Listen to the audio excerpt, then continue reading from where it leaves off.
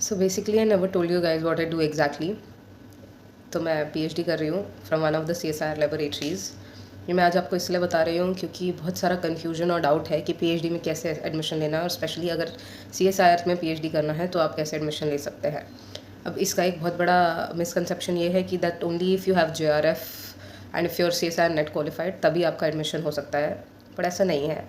Basically आपके पास एक अपनी खुद की फ़ेलोशिप होनी चाहिए। अब ये फ़ेलोशिप आपके पास या तो सीएसआईआर नेट से जेआरएफ हो, या फिर आपके पास इंस्पायर फ़ेलोशिप हो सकती है जो department of science and technology आपको देता है। अगर इस फ़ेलोशिप के बारे में आपको जानना है तो उसके लिए मैं अलग से दूसरे वीडियो में बात कर सकती हूँ, बट अभी I just tell you the other ways. तीसरा तरीका ये हो सकता है कि आप इंडस्ट्रियली स्पॉन्सर्ड है। अब इंडस्ट्रियली स्पॉन्सर्ड होने के क्या क्राइटेरिया है, क्या है, तो वो उसका डिटेल हम अलग से जान सकते हैं। उसके अलावा अगर आपको कोई फ़ंड नहीं कर रहा है, कोई स्पॉन्सर नहीं कर रहा है और आपके पास खुद की फ़ेलोशिप भी नहीं है, उस केस में आप एडमिशन कैसे ले सकते हैं।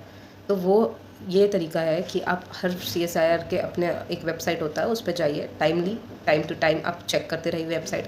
अगर उसमें कोई प्रोजेक्ट आ रहा है जो आपका सब्जेक्ट इंटरेस्ट है या यो in which you are good at, आप उसमें ज़रूर अप्लाई कीजिए। अगर आप उसके लिए एलिजिबल है और आपको वो पोस्ट या वैकेंसी मिल जाती है, तो उसके बाद अगर आपको 1 साल का एक्सपीरियंस मिल जाता है तो आप एलिजिबल हो जाते हैं पीएचडी में एनरोल होने के लिए after 1 year of project experience.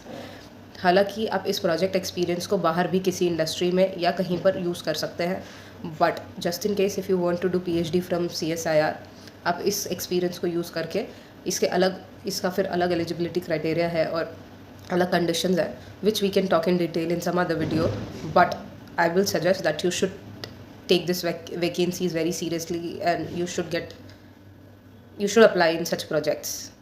Thank you.